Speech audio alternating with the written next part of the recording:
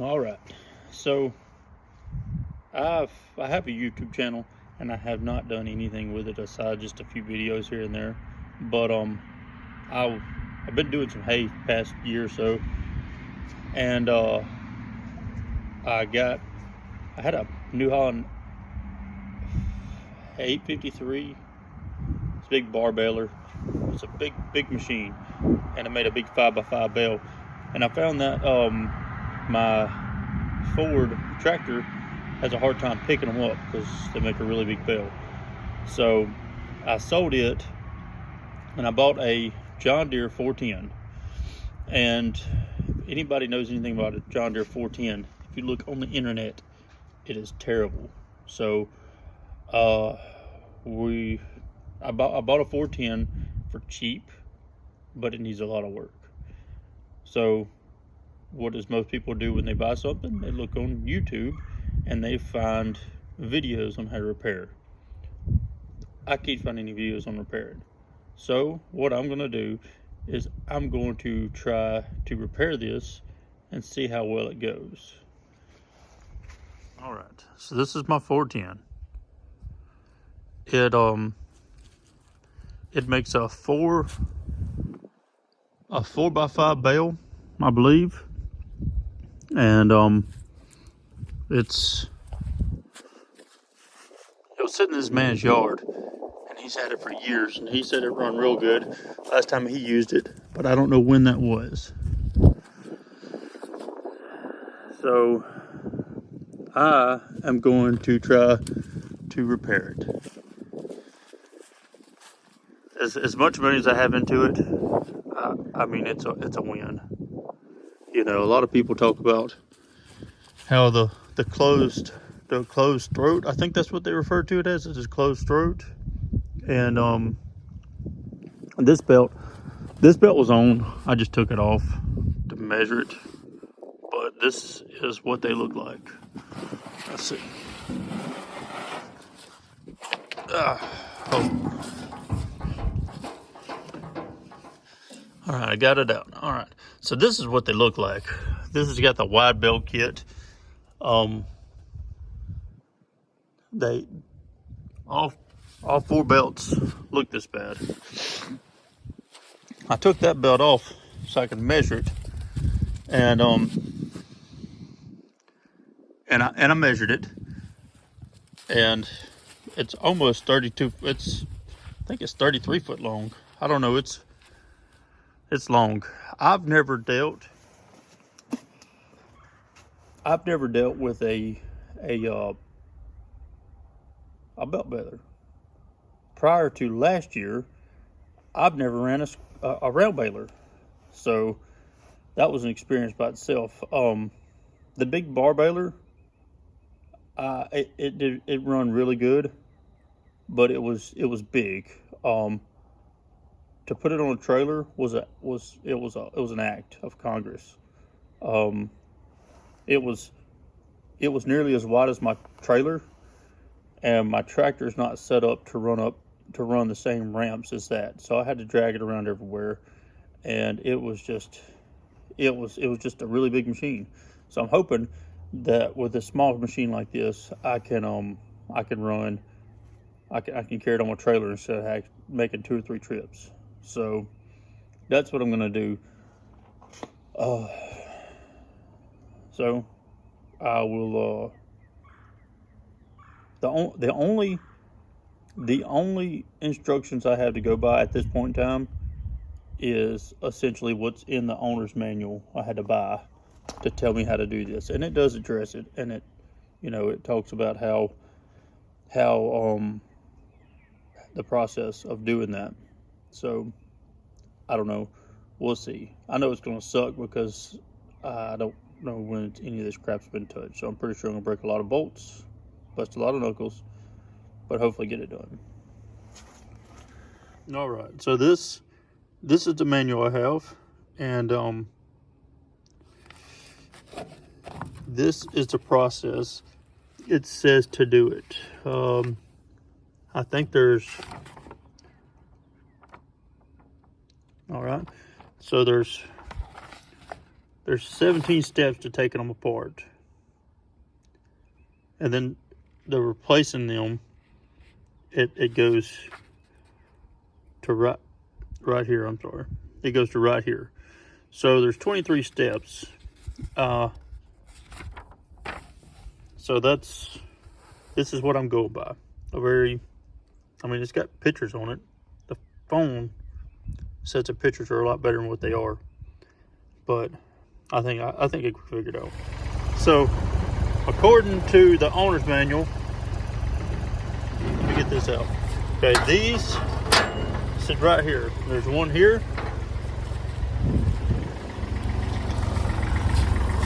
And there's one here. I've already taken it out and put it in here. And then I've taken this one out and put it over here. Over here.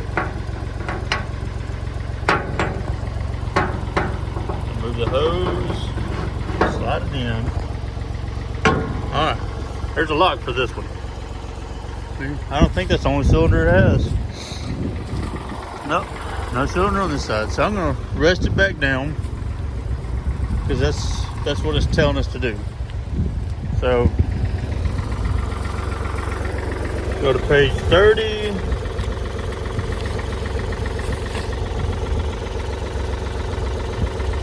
Raise the gate, lock pin, gate position, stop. Alright. Right here it says place jack underneath the middle pickup to relieve pressure. So I wasn't sure where to put it at. I put mine right there. I don't want to bend any teeth, any more necessary damage. So I'm going to open up this panel. Step 3 says remove the crank release shield and door. Okay, so this is the door. Looks like it's got 2 bolts here. Here's a shield, and there's one at the bottom. I feel it. There's one at the top, and then there's one on the front. It feels like. I think that's just a lining up dowel. And then the crank. So this is the crank. Alright. It's going to take a pin on the backside. So I should be able to just unpin that. It feels like it's free. So, okay. And this thing. I guess that's the release. Yeah. Alright. So that's what I'm gonna do next. So I wound up taking that piece off on top. That was a little spacer that goes in between here. I took it off because it was just in my way. Didn't really say take it off, but I did. So these 2 bolts, you don't have to take off all the way. This one and this one. This is 7/16. This right here, there is only 2 of them. One here, one here. They're both 9/16. And this just got a pin. No. Yeah, this just got a pin through it. This right here is 9/16. And that spacer goes in the back side of it. So this washer, spacer, I think the spacer goes inside. I think it rides in here. All right, so next step, it says we need to take this off. So I PB blasted it, hoping that would help. So we'll see. And these are for the endless belts. I wasn't sure if I wanted to do the endless belts or not. They are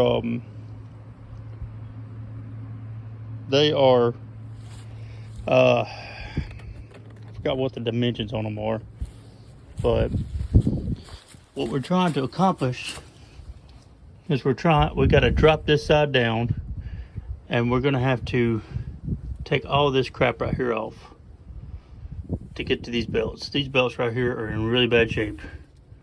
It's probably one's busted, and I was just trying to turn it over. So I started to get the splice com, the lace com, but this is what originally calls for it, so this is why we're going through all the trouble. Okay, so this big bolt right here holds the shock absorber in. The shock absorber is a 30 millimeter. That's what size I got it off with, and it was really tight to start off with, but all it took was like a quarter turn and I could get it with my hand. So I pried this piece off. I couldn't figure out how to get all this tension off. Pretty sure there's spring and all that, but I didn't take that off. I pried it off with crowbar, and so on the back side of this big bolt right here, it's got these two washers. They go on the outside. This spacer goes just on the inside against the inside of this one, and it sits just like this, and where this finger is where the shock absorber is. All right, got these 3 bolts right here loose, and they're 9/16. The next step, it says to go to the right hand side, the twine box compression spring. Okay, that's this one, and there's another one behind this twine box. So for my ease, I've taken this bolt right here off, and there's one right there. Yeah, right there. Dadgummit. Right there. Both 9/16. And it looks like I'm going to be able to pick this box right up. So right here, this is a spring. It says to take off. And this right here is a spring. It says to take off. Okay, so this right here is 9/16 along with this one. And I got them completely their hand loose right now. I had a hard time trying to figure out how to get that one out. So I'm gonna hold off on that. The next step, it says to take this one right here out. So that's what I'm doing. From the looks of it, both sides gotta come off. So I gotta figure out what the book says. I've got this side loose. These bolts right here took loose. The spring, once I got the weight off of it, the spring was able to come right on out. It said, according to the book said we needed to, it's not illustrated, but it said jack it up a little bit more and release the pickup. So I tried to do that. It didn't exactly work. This flange is going to go right here. And this is what your bolts will go through. So finally got these flange bearings loose, and I had to heat them up and use a gear puller, a three-leg gear puller. So I got this one loose. I got the one on the other side. Got the spindle loose. I got this spindle right here is loose. There's a big spacer that goes on the back side. There's 2 spacers, and then the bearing. Right. Next step is going to be, I've got to hold back up here, and there's a tension bolt right there. It's 3/4. Got to take it loose. I got one side loose right here. Got this side loose, so see what's next. All right, so I finally got this one off. That's this one. And this one off. That's this bracket right here with a flange on it. No. That flange goes here. That end has some spacers behind it. It goes there. I've loosened that up. That's the main roller. It supplies power to all of the belts for the bottom. So I got this side out. These two right here I took out earlier. I just took the same ones on the other side. That's this plate right there. Flat piece. Okay. This right here is the last bearing I have to get out. Once I get that bearing out, I need to take these two, 3, 4, I'm not sure, whatever holds this piece right here on. Once I get that on, once I get that, I can lower this down. I can lower this down. Once I get lower down, I can replace my belts. I'm hoping I can get away with doing one side versus both sides.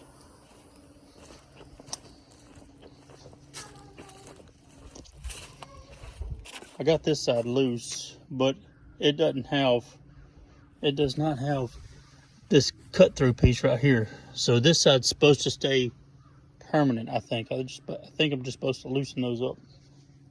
So that's what I got right now.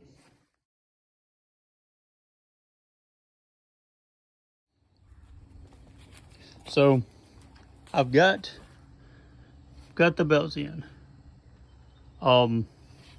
I don't know if I've said this earlier, but I wound up having to cut this bearing loose. That one right there, I had to cut it with my topo. So I got it cut off. Once I cut it loose, there's four bolts through here. They're 9/16. You put a jack under it and lower it down. And all I did is I loosened this side right here up, as you can see. I loosened this side up, and it pivots, so you can get to it a little better. So I've got that part replaced. These bearings right here are not the same size as these bearings. That's bigger. So just a heads up, it's different parts. So now I'm just going back with it. I had to use a ratchet strapping system to help me get it up. So I'm in the process now of putting this back together. So what I did first is I put that flange bearing on first. I think that's what it's called. I don't really know, but that's the way it looks, to be a flange. So I've got that one up. To me, it makes sense to get this one, I guess the back roller, and put it on next, because that part that holds the bottom, I don't know what you call it, looks like spools. It just makes them ride in the same line. So I've got to get this got to put that part on first, and then I'm going to attach the bottom. All right. So I got that weird triangle piece on that holds the bottom roller. I got that piece on, and once I got that on, I had to use a vice grip to hold that side on. This side is back. I had the spacers on the back side of that one over there. Hopefully that's all the spacers I had. So I used a vice grip on this side to also pick that one up. But what I wound up doing is I took a ratchet strap, run it down through there, and ratcheted it, kind of picked it up some to where it would be more centered. So that's what I'm working on now. Also, The belts are directional. You can see it over there. The belts are directional, and I'm pretty sure it's going to feed hay in this way. And well, it does feed hay in this way. And I think this is going to rotate the bottom side backwards, like this direction, if that helps. And then the belts are going to be helping assist rotate it forward on the top side. So the bottom side's rolling under, the top side's rolling over.